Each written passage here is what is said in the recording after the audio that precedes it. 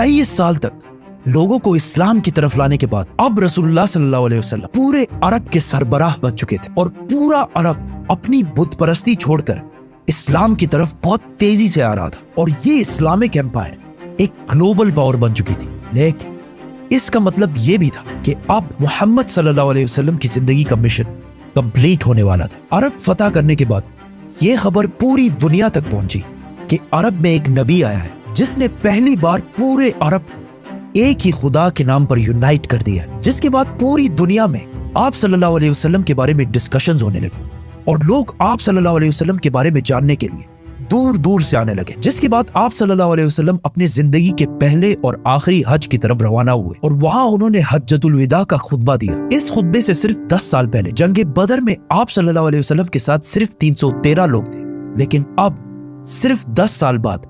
आप सल्लल्लाहु अलैहि वसल्लम के सामने 1 लाख से भी ज्यादा लोग खड़े थे, जिनमें हर रेस, व्हाइट, ब्राउन, ब्लैक सब खड़े थे। और वहां आप सल्लल्लाहु अलैहि वसल्लम ने दुनिया में सबसे पहले रेसिज्म को खत्म करने का हुक्म दिया और कहा कि किसी व्हाइट को किसी ब्लैक और किसी अरबी को किसी अजमी पर कोई फोकियत नहीं, और औरतों के हुकूक पर भी बात की। आप सल्लल्लाहु अलैहि वसल्लम ने उस दिन जो बातें की उनमें से कुछ आज भी यूएन चार्टर का हिस्सा है। इस खुतबे के आखिर में वहां खड़े सारे लोगों ने गवाही दी कि आप सल्लल्लाहु अलैहि वसल्लम ने दुनिया के आखिरी पैगंबर होने का हक अदा कर दिया है। हज करने के बाद आप सल्लल्लाहु अलैहि वसल्लम मक्का से मदीना की तरफ रवाना हुए। रास्ते में आप सल्लल्लाहु अलैहि वसल्लम ने मुसलमानों के इस पूरे काफिले को गदीर खुम का मशहूर खुतबा दिया, जिसमें हजारों मुसलमानों के सामने आप सल्लल्लाहु अलैहि वसल्लम ने फरमाया कि जिसका मौला मैं हूं उसका मौला अली है। इससे पहले गज़वा तबूक के मौके पर आप सल्लल्लाहु अलैहि वसल्लम हजरत अली रज़ियल्लाहु ताला अन्हु को अपनी जगह मदीना का लीडर बनाकर भी गए थे और आप सल्लल्लाहु अलैहि वसल्लम ने फरमाया था, अली की निस्बत मेरे साथ ऐसी ही है जैसे हारून अलैहिस्सलाम की मूसा अलैहिस्सलाम के साथ थी, लेकिन मेरे बाद कोई नबी नहीं आएगा। आप सल्लल्लाहु अलैहि वसल्लम ने वापस मदीना आकर एक फौज रोमन एम्पायर से जंग के लिए दोबारा तैयार की ताकि वो जंग मुता में शहीद होने वाले मुसलमानों का बदला ले सके, और इस फौज का लीडर ज़ैद बिन हारिसा के बेटे उसामा को बनाया, क्योंकि उनके वालिद ज़ैद बिन हारिसा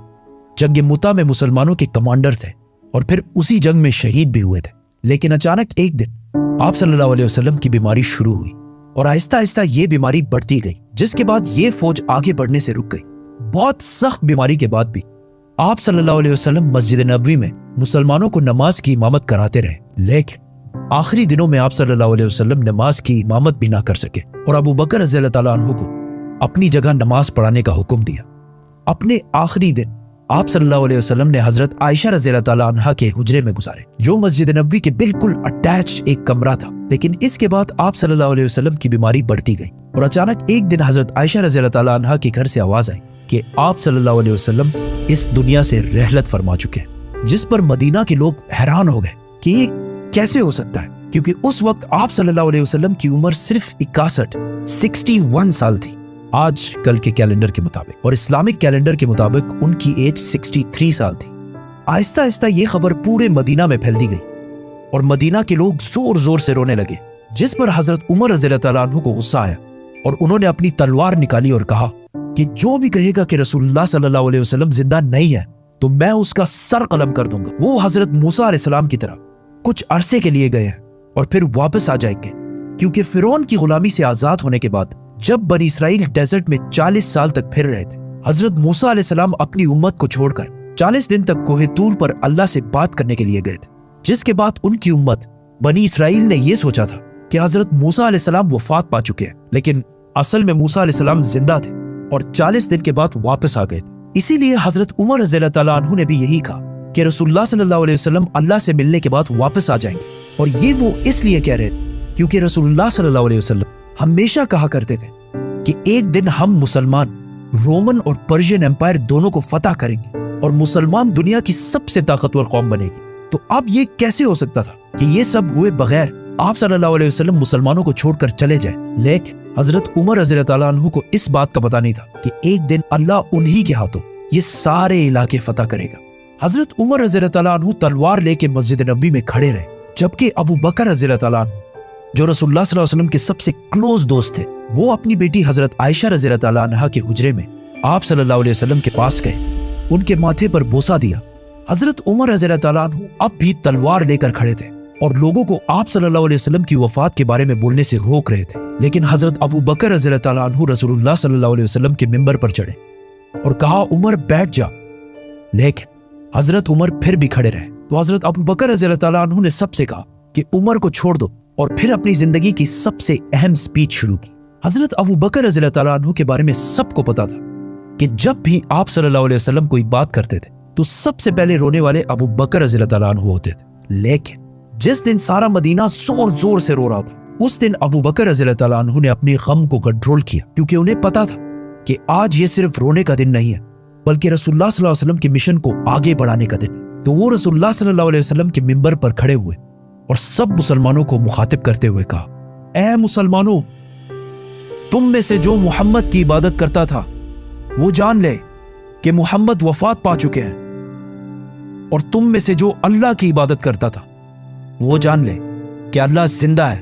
और उसे कभी मौत नहीं आएगी। जिसके बाद उन्होंने कुरान की वो आयत सुनाई जो जंगे ओहद के बाद नाजिल हुई थी, कि जब जंगे ओहद में मुसलमान बहुत सख्त टाइम से गुजर रहे थे, कुछ दुश्मनों ने मसअब बिन उमैर रज़ियल्लाहु ताला अन्हु को शहीद कर दिया। जिसके बाद जंग के दरमियान ही मुसलमानों में यह अफवाह फैल गई कि रसूलुल्लाह सल्लल्लाहु अलैहि वसल्लम को शहीद कर दिया गया, क्योंकि मसअब बिन उमैर रज़ियल्लाहु ताला अन्हु की सूरत रसूलुल्लाह सल्लल्लाहु अलैहि वसल्लम से बहुत मिलती जुलती थी। ये जंगे ओहद हिजरत के 3 साल बाद हुई थी, और इन 3 सालों में भी मुसलमान आप सल्लल्लाहु अलैहि वसल्लम से इतने अटैच हो गए थे कि उनकी शहादत की खबर सुनते ही मुसलमानों का सारा हौसला टूट गया, और कुछ सहाबा तो जंग के दरमियान ही बैठकर रोने लगे, और मुसलमान बिल्कुल जंग छोड़ने के करीब आ गए। जिसके बाद अल्लाह ने कुरान में फरमाया था कि मोहम्मद तो सिर्फ एक रसूल है, जिनसे पहले और भी रसूल गुजर चुके हैं, तो अगर मोहम्मद वफात हो जाए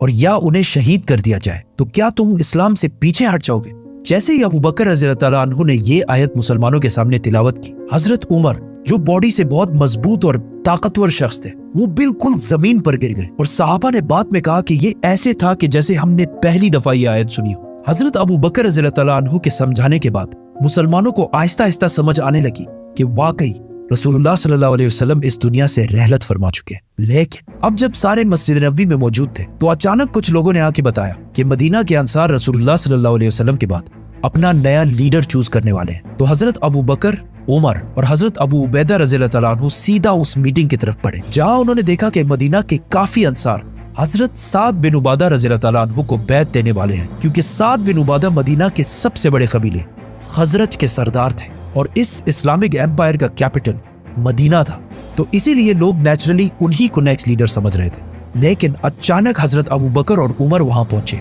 और वहां सारों को समझाने की कोशिश की कि ये अब वही पुरानी मदीना की छोटी सी हुकूमत नहीं रही, बल्कि ये अब पूरे अरब की हुकूमत है, और अरब कुरैश के अलावा किसी को भी अपना लीडर नहीं मानेंगे, क्योंकि कुरैश अरब के सबसे इंपॉर्टेंट शहर मक्का के रहने वाले लोग, जिनकी पूरा अरब बहुत इज्जत किया करता था, क्योंकि मक्का में अरब की सबसे होली साइट काबा है। और बहुत साल पहले अब्रहा के 60,000 के लश्कर को एक मिरेकल से हराने के बाद उनकी अरब में बहुत इज्जत बच चुकी थी, और अब मोहम्मद सल्लल्लाहु अलैहि वसल्लम भी इसी कुरैश कबीले में से थे, विच मींस अब कुरैश ही अरब को यूनाइट रख सकता था। और वहां खड़े सारे लोगों ने इनकी बात से एग्री भी किया, जिसके बाद लोगों ने साद बिन उबादा रज़ियल्लाहु ताला अन्हु को बैत देना छोड़ दी। लेकिन ये बहस फिर भी जारी रही कि कौन आप सल्लल्लाहु अलैहि वसल्लम के बाद इस इतनी बड़ी एम्पायर को संभालेगा। आखिर हजरत अबू बकर रज़ियल्लाहु ताला अन्हु ने उन्हें कहा कि हमें उमर या अबू उबैदा में से एक को अपना खलीफा चूज कर लेना चाहिए। लेकिन उमर रज़ियल्लाहु ताला अन्हु ने हजरत अबू बकर के हाथ पर बैत कर ली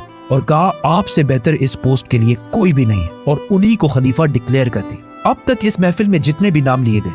उन सारों में से किसी पर भी इत्तेफाक नहीं हो रहा था। जैसे ही हजरत उमर ने अबू बकर रज़ियल्लाहु ताला अन्हु का नाम लिया, वहां सारे ही इस बात पर राजी हुए और सब ने हजरत अबू बकर रज़ियल्लाहु ताला अन्हु के हाथ पर बैत कर ली। और इस तरह कुछ ही टाइम में इस इतनी बड़ी एम्पायर का खलीफा मुसलमानों के दरमियान मशवरे से सेलेक्ट कर लिया गया, जबकि बाकी सारे एम्पायर्स में हमेशा बहुत खून खराबे के बाद यह फैसला होता था। और आखिर हजरत अबू बकर रज़ियल्लाहु ताला अन्हु 59 ईयर्स की एज में खलीफा बने। लेकिन इस सारे मीटिंग में एक शख्सियत मौजूद नहीं थी, हजरत अली रज़ियल्लाहु ताला अन्हु, क्योंकि वो आप सल्लल्लाहु अलैहि वसल्लम की तदफीन में मसरूफ थे। जब हजरत अली रज़ियल्लाहु ताला अन्हु को इस मीटिंग का पता चला, तो उन्होंने हजरत अबू बकर रज़ियल्लाहु ताला अन्हु के हाथ पर बैत नहीं की, इस बात पर कि ये इतना बड़ा फैसला रसूलुल्लाह सल्लल्लाहु अलैहि वसल्लम के खानदान की गैर मौजूदगी में क्यों कर लिया गया। जिसके कुछ अरसे बाद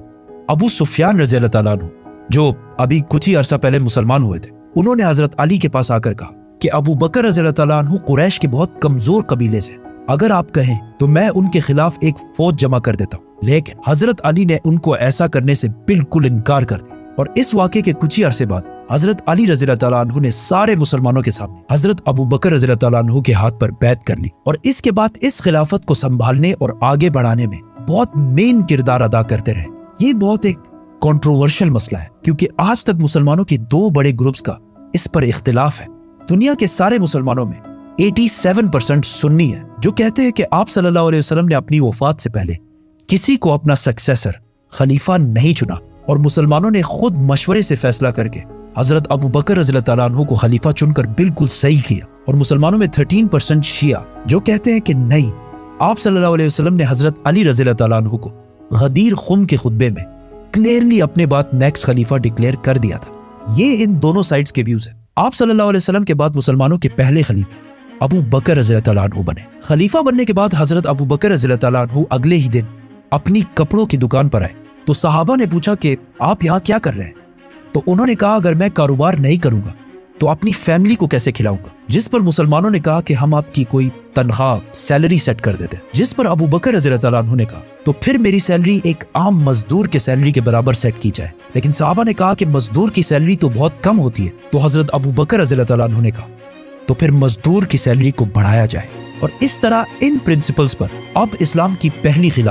خلافت راشدہ شروع ہوئی۔ ابو بکر رضی اللہ تعالیٰ عنہ نے خلیفہ بنتے ہی سب سے پہلے وہ فوج روانہ کی جو آپ صلی اللہ علیہ وسلم کی بیماری کی وجہ سے رک گئی تھی، اور باقی سارے کاموں کو بھی اسی طرح کنٹینیو رکھا جس طرح پہلے ہوا کرتے تھے۔ لیکن یہ کوئی آسان کام نہیں تھا، کیونکہ اب تک مسلمانوں میں بہت سارے منافقین شامل تھے، اور وہ اس سے پہلے صرف اس لیے چپ رہتے تھے کیونکہ رسول اللہ صلی اللہ علیہ وسلم اللہ کے رسول تھے اور انہیں جبرائیل کی طرف سے بہت ساری باتوں کا پہلے سے پتہ چل جاتا۔ لیکن اب لوگوں میں یہ کانفیڈنس آ گیا تھا کہ اب جب رسول اللہ صلی اللہ علیہ وسلم نہیں تو ہم زکوٰۃ بھی نہیں دیں گے، کیونکہ منافقوں کے لیے اپنے مال میں سے پیسہ دینا بہت مشکل کام ہوتا ہے۔ اینڈ ناٹ اونلی دیٹ، کچھ لوگوں نے آپ صلی اللہ علیہ وسلم کی اتنی عظیم کامیابی دیکھ کر اسے کاپی کرنے کی کوشش کی اور نبوت کا جھوٹا دعویٰ کر دیا، جن میں سے ایک کا نام تھا مسلمہ کذاب۔